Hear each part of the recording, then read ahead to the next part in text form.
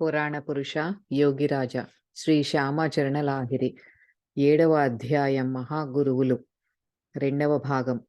మూర్తి పూజ అంటే స్థూల పూజ, విగ్రహారాధన మీద నమ్మకం లేని ఇంజనీర్ భూతనాథ్ సేనుడు అస్సాంలో పనిచేస్తుండేవాడు. ఆయన అక్కడే ఈ గృహస్థ యోగి పేరు విని ఉన్నాడు. భారతీయ యోగ శాస్త్రాన్ని గురించి తెలుసుకోవాలని ఆయనకు గట్టి పట్టుదల కలిగింది. ఈ విషయంలో ఆయన చాలా పుస్తకాలు కూడా చదివాడు. కానీ చివరికి ఆయనకి తెలిసిందేమిటంటే, పుస్తకాలు చదివి వాస్తవ ధర్మతత్వాన్ని గురించి, యోగ శాస్త్రాన్ని గురించి తెలుసుకోలేమని. ఆ ప్రాంతంలో ఉన్న అనేక మంది సాధు సన్యాసుల దగ్గరికి వెళ్ళాడు కానీ, రవ్వంత సంతోషం కూడా కలగలేదు. ఇంకా ఏదో తెలుసుకోవాలని, ఇంకా ఏదో పొందాలని అనుకుంటుండేవాడు భూతనాథుడు. దీని గురించే ఒకసారి కాశీ వచ్చాడు. యోగిరాజుల సన్నిధికి వెళ్ళాడు. భూతనాథుడు వచ్చి నమస్కారం చేయగానే యోగిరాజులు కాశీ వచ్చారు, గంగా స్నానం, విశ్వనాథ దర్శనం చేశారా అని అడిగారు. నిరాకారవాది అయిన అంటే దేవుడు ఆకారం లేనివాడు అని నమ్మే భూతనాథుడు శిలామయుడైన జగదీశ్వరుడిని దర్శనం కోసం రాలేదండి, చిన్మయ విశ్వనాథుడి దర్శనానికి వచ్చాను అన్నాడు. దానికి యోగిరాజులు ఇలా అన్నారు: ఈ విషయంలో మీకు సరైన జ్ఞానం లేదు. మొదట మీరు గంగా స్నానం, విశ్వనాథ దర్శనం చేసుకోండి, తరువాతే ఇక్కడికి రండి. భూతనాథుడు గంగా స్నానం చేసిన తరువాత విశ్వనాథుడి మూర్తి ఉండే చోట యోగిరాజుల మూర్తి కనిపించింది. ఆయన భ్రమ చెదిరిపోయింది. ఈ ప్రకారంగా వారు ప్రచురమై ఉన్న నియమాల్ని మన్నిస్తూ నడుచుకోండని అందరికీ ఉపదేశిస్తూ ఉండేవారు. ఆత్మకర్మ ద్వారా స్థితి కలిగే వరకు వ్యాప్తిలోనే ఉన్న నియమాల్ని మన్నిస్తూ నడుచుకోవడం మంచిదని చెబుతుండేవారు. మరునాడు భూతనాథుడు తిరిగి యోగిరాజుల దర్శనానికి వచ్చాడు. యోగిరాజులు మెల్లమెల్లగా చిరునవ్వు నవ్వుతున్నారు. భూతనాథుడు నమస్కారం చేసి కూర్చున్నాడు. యోగిరాజులు అనేక తత్వ విషయాలు భూతనాథుడికి చెప్పారు. కథ చెప్పే నెపంతో కొంత ఉపదేశం చేశారు. అప్పటిదాకా భూతనాథుడు నోరు విప్పకుండా వింటూ కూర్చున్నాడు. యోగిరాజులు చెప్పడం ఆపినప్పుడు భూతనాథుడు చేతులు జోడించి ఇలా అన్నాడు: నేను తెలుసుకోవాలని అనుకున్నది ఒక కాగితం మీద రాసి జేబులో పెట్టుకున్నాను. తరువాత మర్చిపోతానేమోనని ఒక్కొక్కటే వరుసగా అడిగి తెలుసుకోవాలని నా కోరిక. కానీ ఇంతవరకు మీరు ఆ ప్రశ్నలన్నింటికీ జవాబులిచ్చారు. ఇప్పుడిక నేను తెలుసుకోవలసింది లేదు. సమాధానం యావత్తూ దొరికింది. భూతనాథుడు ముగ్ధుడైపోవడమే కాదు, యోగిరాజుల దగ్గర దీక్ష తీసుకున్నాడు. యోగిరాజులు దీక్ష ప్రదానం చేసే సమయంలో భక్తుల దగ్గర మాత్రం రూ. 5, వితంతువుల దగ్గర రూ. 10 ప్రాయశ్చిత్త రూపంలో తీసుకొనేవారు. వారు జీవిత కాలమంతా ఆ నియమాన్ని పాటించారు. అంతేకాకుండా తమ అనంతర సాధకులను కూడా ఈ నియమం పాటించమని ఆదేశమిచ్చారు. ఒక్కొక్కప్పుడు ఒక్కొక్క పేద భక్తుడు దీక్ష తీసుకోవడానికి వస్తాడు. కానీ అతనికి ఆ రూ. 5 సమకూరే అవకాశం లేకపోతుంది. అలాంటి పరిస్థితిలో వారే అతనికి రూ. 5 తాము అడ్వాన్సుగా ఇస్తుండేవారు. ఇది చూసి వారి భక్తుల్లో కాశీకి దూరంలో ఉండే ధనికుడొకడు దాని నిమిత్తం కాశీలో ఉండే ఒక భక్తుడి దగ్గర రూ. 100 పెట్టి వెళ్ళాడు. అవసరపడ్డప్పుడు బీదవాళ్లకు సహాయపడేందుకు వీలుగా. యోగిరాజులు దీక్షల ద్వారా సమయకూడిన ఈ డబ్బు వేరుగా పెడుతుండేవారు. వారి గురుదేవులు బాబాజీ మహారాజ్ తమ భక్త బృందంలోని సన్యాసుల్లో ఒకరిని అప్పుడప్పుడు యోగిరాజుల దగ్గరకు పంపి ఆ డబ్బు అడిగి తెప్పించుకుంటుండేవారు.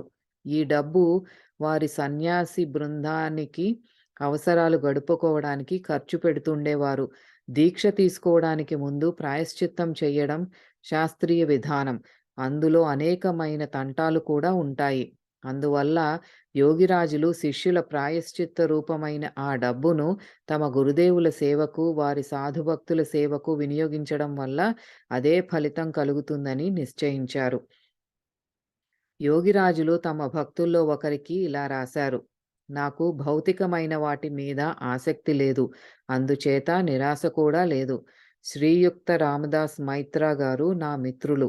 ఆయనకు నేను రాసిన ఈ ఉత్తరం చూపించి, ఆయన దగ్గర భక్తిభావంతో ఉపదేశం పొందే నిమిత్తం ఆయనకి రూ. 5 ప్రాయశ్చిత్త రూపంలో ఇచ్చి, వీలున్నప్పుడు వచ్చి నన్ను కలవండి. ధర్మమనే నా ప్రతి ఒక్క క్రియ దశ గురువు కా గురువాక్యం వల్ల సిద్ధిస్తుంది. మనస్సు బ్రహ్మ మీద కాకుండా మరోవైపు ఉండడం పాపం. లేకపోతే పాపం లేదు. గురుభక్తి ద్వారా సమున్నతి ఏర్పడుతుంది. కానీ అది దుర్లభం. మనస్సుకు స్థిరత్వము, సంయమము లేనిదే ఈ ప్రపంచములో ఉండి పూర్తిగా ఆత్మజ్ఞానం పొందడం జరిగే పని కాదు. ఆత్మనే పరమాత్మ, నారాయణుడి రూపంలో చూడడం, దాన్ని గురించి తెలుసుకోవడం, సతత ధ్రువ బ్రహ్మజ్ఞానం పొందడం జరిగిన వాడికి పాపం, పుణ్యం ఏదీ లేదు. అతడు అన్నింటిలోనూ బ్రహ్మను దర్శిస్తున్నాడు. సమరూపంలో స్థితి కలగడమే కార్యం కావాలి. మాటలతో ఏదీ జరగదు. అంతా బ్రహ్మమే. నేను అన్నింటికంటే చిన్నవాణ్ణి. బాబాజీ మహారాజులు అనేక మాట్లు తమ బృందంలోని సాధువుల సమీక్షంలో తమ ప్రియ శిష్యులైన శ్యామాచరణులను మెచ్చుకుంటూ ఉండేవారు. వారి జట్టులోని భక్త సన్యాసుల్లో ఒకతనికి మనస్సులో ఈర్ష్య లేదా నిందాపరమైన ఉద్రేకం కలుగుతుండేది. అతను బాబాజీని, శ్యామాచరణుడు గృహస్థ వ్యక్తి, మీరు ఆయన్ని అంత మెచ్చుకుంటున్నారెందుకు అని అడిగాడు. బాబాజీ జవాబేమీ ఇవ్వలేదు. ఆ తరువాత కొన్నాళ్లకి దీక్షల ద్వారా సమకూడిన డబ్బు తేవడానికి ఆ సన్యాసినే శ్యామాచరణుల దగ్గరికి పంపించారు. ఆయన శ్యామాచరణుల దగ్గరికి వచ్చి ఆయన్ని పరీక్షించాలని మనస్సులోనే నిశ్చయించుకున్నాడు. శ్యామాచరణులు కూడా ఈ సంగతి తెలుసుకున్నారు. శ్యామాచరణులు కూర్చునే గది అదే అంటే బైఠక్ఖానాలో ఇద్దరి మధ్య తత్వ సంబంధమైన చర్చ మొదలైంది. దగ్గర్లోనే ఒక తొట్టెలో విశల్యకరణి మొక్క ఒకటి ఉంది. దాని ఆకు ఒకటి తెంపి దాన్నే ఉద్దేశించి ప్రకృతి, పురుషులు, మాయ, బ్రహ్మ అన్న విషయాల గురించి చర్చించడం మొదలైంది. రాత్రి ఎప్పుడు గడిచిపోయిందో కూడా తెలియనంత గంభీరంగా చర్చ సాగింది. దీని గురించి ఎవరికీ గుర్తులేదు. అప్పుడు యోగిరాజులు హఠాత్తుగా, తెల్లవారింది, పదండి, గంగా స్నానం చేసి వద్దాం అన్నారు. యోగిరాజులకు గల లోతైన జ్ఞానాన్ని తెలుసుకున్న తర్వాత ఆ సన్యాసి భక్తుడి భ్రమ తొలగిపోయింది. ఈ గృహస్థ భక్తులను బాబాజీ మహారాజ్ అంతగా ఎందుకు మెచ్చుకుంటున్నారో అతనికి అప్పుడు అర్థమైంది. యోగిరాజుల ఇంటికి కొద్ది దూరంలోనే వారి భక్తుడు గ్వాలా జైపాల్ ఇల్లు ఉంది. అకస్మాత్తుగా ఒకసారి జైపాలుడి కొడుక్కి కలరా వచ్చింది. వాడు బతికే అవకాశం తక్కువ. పరమ భక్తుడైన ఆ పేద జైపాలుడు గురు మహారాజుల దగ్గరికి వచ్చాడు. ప్రతిరోజు మాదిరిగానే గురు మహారాజులు తమ ఆసనం మీద అరమూసిన కళ్ళతో కూర్చుని ఉండడం గమనించాడు. జైపాలుడు కొంచెం దూరం నుంచే దండం పెట్టి చేతులు కట్టుకొని కూర్చున్నాడు. కొన్ని నిమిషాలు గడిచాక మహాయోగులు కళ్ళు తెరిచారు. వణుకుతున్న గొంతుతో జైపాలుడు తన కొడుకుని రక్షించమని మనవి చేసుకున్నాడు. ఆ రోజుల్లో కాశీలో తీఖుర్ జిలేబీ దొరుకుతుండేది. తీఖుర్ పరికెగడ్డ, సింఘాడా జాతి పండు. అతనికి ఇప్పుడే కడుపు నిండా తీఖుర్ జిలేబీ పెట్టు అన్నారు యోగిరాజులు. జైపాలుడు వెంటనే ఆ పని చేశాడు. అతని కొడుకు ఆరోగ్యవంతుడయ్యాడు. యోగిరాజులు తమ చిన్న కూతురు హరిమోహినికి, చిన్న కొడుకు దూకోడికి విష్ణుపూర్, బెంగాల్లో వివాహాలు చేశారు. వివాహ సందర్భంగా వారు 2 సార్లు మాత్రం విష్ణుపురం వెళ్లారు. ఆ రోజుల్లోనే అక్కడి వ్యక్తులు అనేక మంది వారి దగ్గర దీక్ష తీసుకున్నారు. క్రీస్తు శకం 1886 మే నెలలో, అంటే వంగాబ్దం 1293 జ్యేష్ఠ, వారు తమ చిన్న కూతురి పెళ్లి గురించి మొట్టమొదటిసారిగా విష్ణుపురం వచ్చారు. 1293 వంగాబ్దం జ్యేష్టం 8 నాడు రాత్రి 9 గంటలకు కాశీలో బయలుదేరి రైలులో మర్నాడు సాయంత్రం 5 గంటలకు పానాగఢ్ స్టేషన్లో దిగి అక్కడి నుంచి ఎద్దుబండి మీద విష్ణుపురం చేరారు. పంచానన్ భట్టాచార్యుల వారు కలకత్తా నుంచి పానాగఢ్ వచ్చి వారిని కలుసుకొన్నారు. ఆ తరువాత క్రీస్తు శకం 1891 మే నెలలో చిన్న కొడుకు వివాహ సందర్భంగా రెండోసారి విష్ణుపురం వచ్చారు. అప్పుడు కూడా పంచానన్ భట్టాచార్యుల వారు వారిని పానాగఢ్‌లో కలుసుకున్నారు. విష్ణుపురంలో కైలాస్ చంద్ర వంద్యోపాధ్యాయులు అనే బీద బ్రాహ్మణుడొకాయన ఉంటూండేవారు. ఆయన శివదాస్ భట్టాచార్య గారి ఇంట్లో గృహ శిక్షకులుగా పనిచేస్తుండేవారు. కైలాసబాబు గారు యోగిరాజుల దగ్గర దీక్ష తీసుకోవాలని తహతహలాడుతున్నారు. కానీ దీక్ష తీసుకోవడానికి ఆయన దగ్గర రూ. 5 లేవు. అందువల్ల ఆయన శివదాస్ భట్టాచార్య గారిని రూ. 5 అప్పు ఇవ్వమని అడిగారు. శివదాస్ బాబు గారు ఆయన చెప్పేదంతా విని వేళాకోళం చేస్తూ ఇలా అన్నారు. "నువ్వు తీసుకోబోయే దీక్ష వివరాలు నాకు తర్వాత చెప్పేటట్లయితే డబ్బు ఇస్తాను." కైలాస్ బాబు గారు ఆయన పెట్టిన షరతుకు ఒప్పుకొని రూ. 5 అప్పు తీసుకొని వెళ్ళిపోయారు. కైలాసబాబు గారు దీక్ష తీసుకోవడానికి యోగిరాజుల దగ్గరికి వచ్చినప్పుడు, "దీక్షకు సంబంధించిన విషయాలన్నీ చెబుతానని మాట ఇచ్చి వచ్చారు మీరు. మీకు దీక్ష ఇయ్యను" అన్నారాయన. అప్పుడు కైలాసబాబు గారు ఎవరికీ ఏమీ చెప్పనని అన్నారు. అప్పటికి యోగిరాజులు ఒప్పుకోలేదు. చివరికి కైలాసబాబు గారు శివదాస్ బాబు గారి దగ్గరికి వెళ్ళి, "యోగిరాజులకు అంతా తెలిసిపోయింది. వారు నాకు దీక్ష ఇవ్వరు" అన్నారు. శివదాస్ బాబు గారు నవ్వుతూ, "దీక్ష విషయంలో మీరు నాకేమీ చెప్పక్కర్లేదు. నేనేదో సరదాకన్నానంతే. మీరు దీక్ష తీసుకోండి" అన్నారు. ఇది జరిగిన తరువాత కైలాస్ బాబు గారికి దీక్ష లభించింది. క్రీస్తు శకం 1892లో యోగిరాజుల రెండో కొడుకు దూకోడి లాహిరికి చిత్త విక్షేపం కలిగింది. కాశీలో ఉన్న వైద్యులందరికీ చూపించినప్పటికీ కూడా ఫలితం లేకపోయింది. బర్ద్వాన్‌లో ఉన్న తిరోల్ కాళికాలయం నుంచి ఓషధి తెప్పించి ఇమ్మని చాలామంది చెప్పారు. యోగిరాజులు బ్రహ్మజ్ఞులైనప్పటికీ సాధారణ లోకాచారాన్ని పూర్తిగా గౌరవిస్తూ ఉండేవారు. ఈ విషయంలో వారు తారకేశ్వర్‌లో స్టేషన్ మాస్టర్‌గా ఉన్న తమ భక్తుడొకడికి ఉత్తరం రాసి, తిరోల్ తారకేశ్వర్‌కు దాదాపు 9 కోసుల దూరంలో ఉంటుందని, దారి కూడా బాగా లేదని సమాచారం తెలుసుకున్నారు.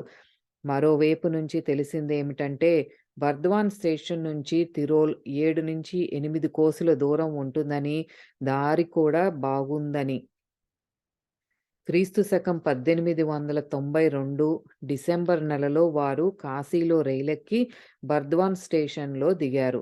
పంచనాన్ భట్టాచార్య గారు అంతకు ముందు నుంచే అక్కడ ఉన్నారు.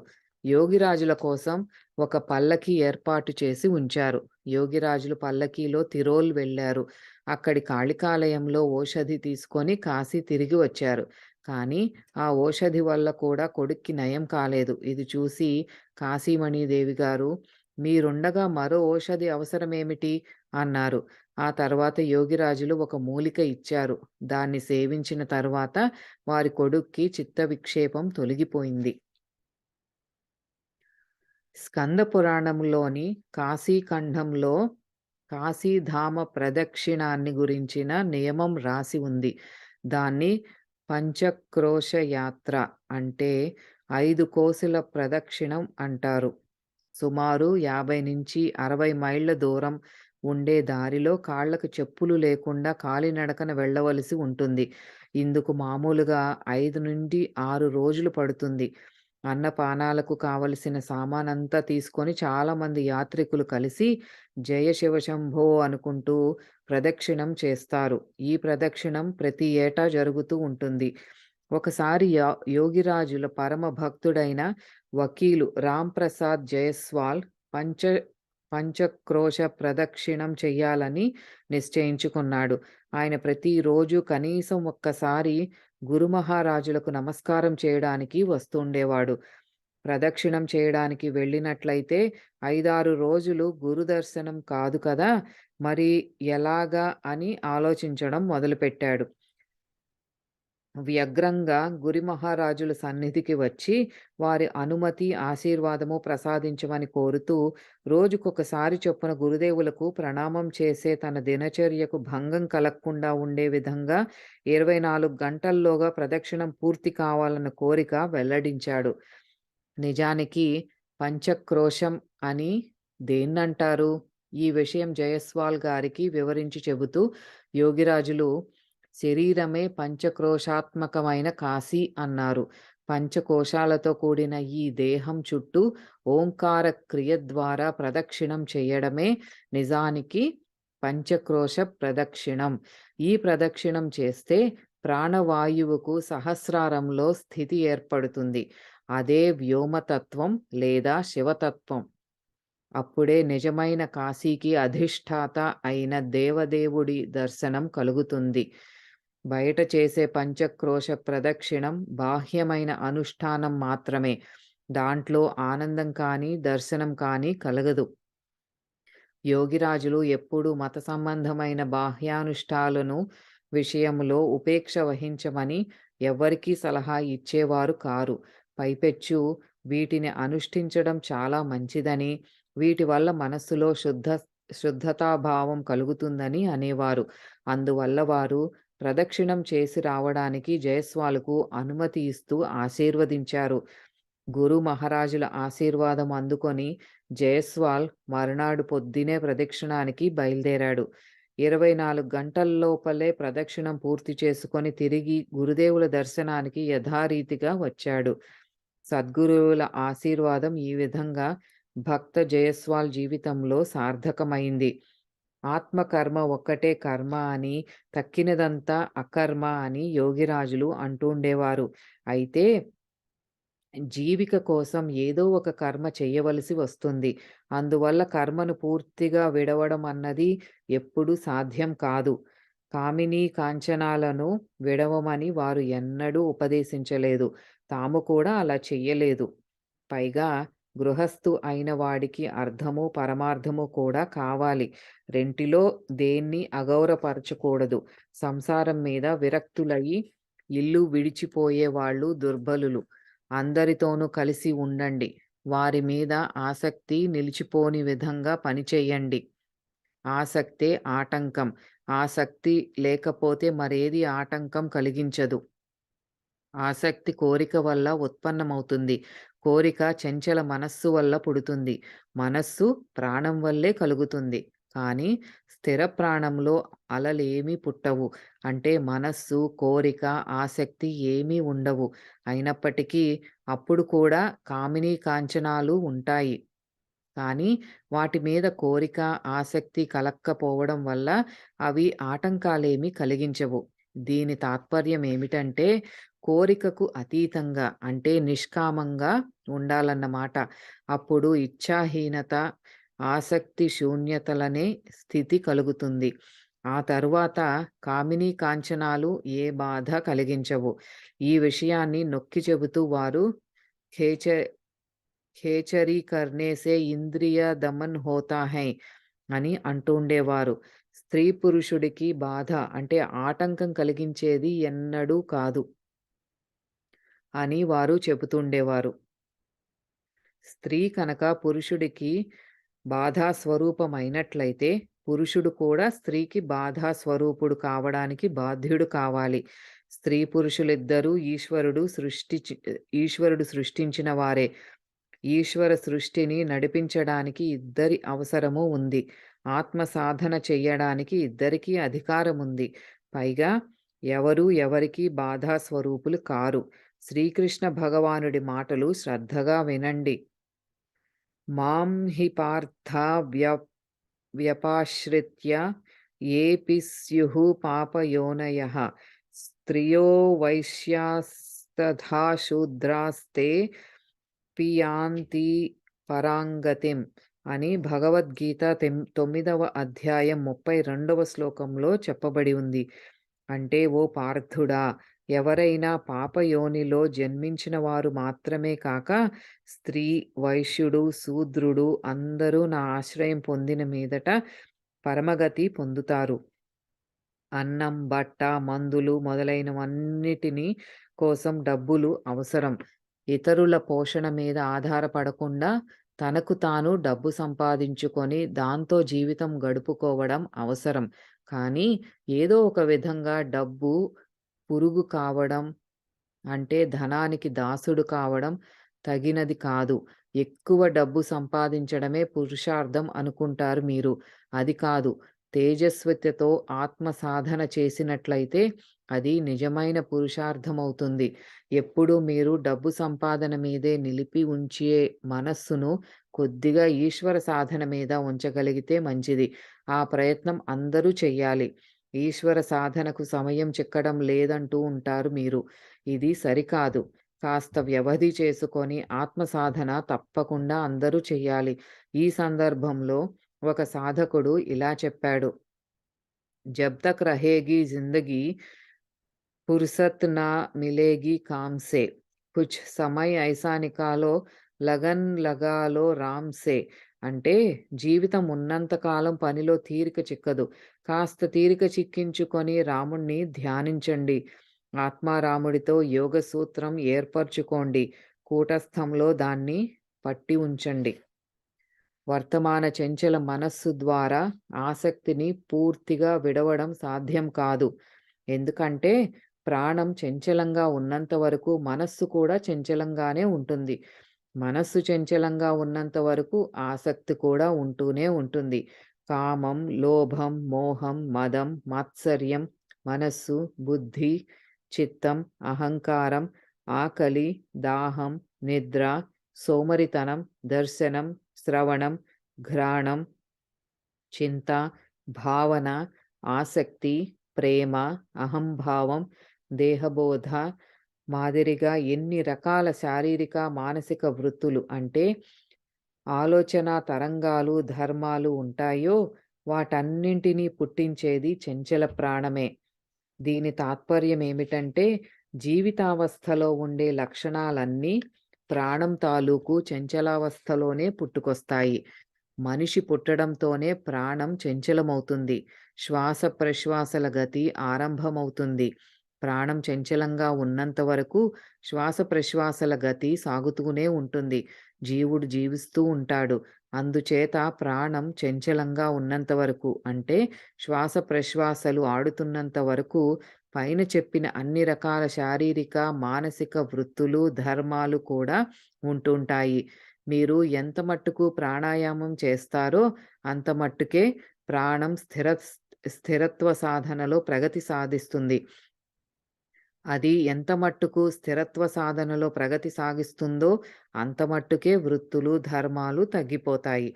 ఈ ప్రకారంగా ప్రాణం పూర్తిగా స్థిరమైనప్పుడు అంటే స్పందనారహితమైనప్పుడు వృత్తులు అంటే ఆలోచనా తరంగాలు అన్నీ పోతాయి. ఎందుకంటే స్థిర ప్రాణంలో ఏ వృత్తి లేదా దేహబోధ ఉండదు. భూతశుద్ధి అన్నదానికి అదే అర్థం. చంచలత సమాప్తమైన మీదట పాంచభౌతికమైన ఈ దేహం అప్పుడే శుద్ధమవుతుంది. అందువల్ల మృతి సంభవించదు. అదే వాస్తవమైన ఉపవాసం. దానికి దగ్గర ఉండడం అది దానికి దగ్గర ఉండడం అని అర్థం. భోజనం మానేయడం నిజమైన ఉపవాసం కాదు. పైగా అదే పురోహితుడు ఎలాగంటే దేహరూపమైన పురంలో ప్రాణం ఒక్కటి మాత్రమే ఉంటుంది. అది స్థిరమైన మీదటే జీవుడికి యథార్థమైన హితం జరుగుతుంది. ఇందుకే దాన్ని జీవుడికి హితం కలిగించే పురోహితుడు అని చెప్పారు. ప్రాణానికి రెండు పక్కల రెండు అంచులుంటాయి. ఒకటి చంచలమైనది, మరొకటి స్థిరమైనది. ఇక ఒక పక్క పెరుగుతూ ఉంటే రెండో పక్క తరుగుతూ ఉంటుంది. అందువల్ల ఒక భక్తుడు అడిగాడు, చంచలమైన ఈ మనస్సు ఏ ఉపాయం చేత పూర్తిగా సరైన తీరులో ఉండగలుగుతుంది? మనస్సుకు అస్తిత్వం లేనప్పుడు అని జవాబిచ్చారు యోగిరాజులు. ప్రేమ, భక్తి, అనురాగం ఇవన్నీ దేహంలో ప్రాణం తాలూకు చంచలావస్థ ఉనికి మీద ఆధారపడి ఉన్నాయి. తల్లి కొడుకుల ప్రేమ, పతి పత్నుల ప్రేమ, ఈశ్వరుడి మీద భక్తి అంటే ప్రేమ, వీటన్నింటికీ మూలంలో ఉన్నది ప్రాణమే. దేహం దేహాన్ని ప్రేమించలేదు. ప్రాణం ప్రాణాన్నే ప్రేమిస్తుంది. ఎందుకంటే ప్రేమకు మూలస్థానం ప్రాణం కాబట్టి. ప్రాణం లేని దేహంలో ప్రేమ ఎక్కడిది? దేనివల్ల లేదా దేని ప్రేరణతో భార్యను కౌగలించుకుంటున్నారో దానివల్లనే కూతురిని కౌగలించుకుంటున్నారు. అందుచేత మీరు మొదట ప్రాణాన్ని ప్రేమించండి. దానికే సేవ చేయండి. అంటే ప్రాణకర్మ చేయడమే దాని సేవ. దాన్ని చూడండి. ప్రాణకర్మ చేయడం వల్ల దాని దర్శనమవుతుంది. అలా కనుక చేస్తే ఆ పైన విశ్వ ప్రాణాన్ని తెలుసుకోగలుగుతారు. అంతేకాకుండా అన్ని జీవుల్లోనూ, అన్ని పదార్థాల్లోనూ సమదర్శన బోధ కలుగుతుంది. సముద్రానికి ఏదో ఒక వంచున నిలబడి సముద్రాన్ని చూడడం వల్ల దాని గురించిన జ్ఞానం కలిగినట్టే, సముద్రాన్నంతటినీ చూడవలసిన అవసరం కలగనట్లే, తన శరీరంలో ఉన్న స్థిర ప్రాణాన్ని చూడడం వల్లే, అంటే దాని దర్శనం పొందిన మీదటే విశ్వ ప్రాణాన్ని గురించిన జ్ఞానం కలుగుతుంది. యోగిరాజులు ప్రతిరోజు మాదిరిగానే ఆ రోజు కూడా కృష్ణారాంతో కలిసి గంగా ఒడ్డున రాణామహల్ ఘట్టంలో సాయంత్రం విహరిస్తున్నారు. కొద్ది దూరంలో పల్లెవాళ్ళు తమ పడవలు నడిపించుకుంటూ వెళ్తున్నారు. ఎత్తుగా కట్టిన గట్టి రేవు గట్టు మీద దగ్గరలో ఉన్న ఒక గుళ్ళోంచి భక్తుల సమవేత స్వరంతో చేస్తున్న శివస్తోత్రం వినవస్తోంది. ఎవరో ఆగంతకుడు వచ్చి చేతులు జోడించి యోగిరాజులకు నమస్కరించి మాట్లాడడం ప్రారంభించాడు. మీ పేరైతే ఎప్పుడో విన్నాను కానీ మీ దర్శన భాగ్యం ఇంతవరకు కలగలేదు అన్నాడు.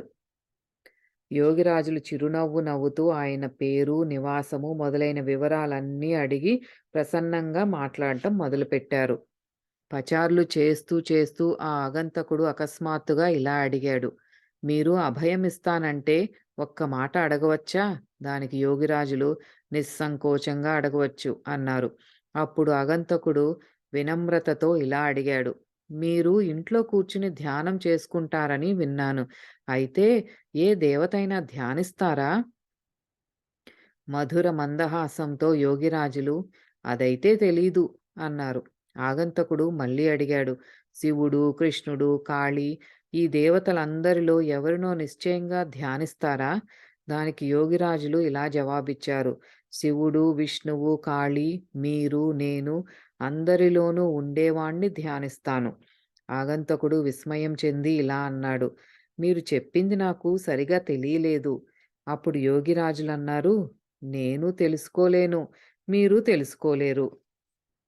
7వ అధ్యాయం సంపూర్ణం.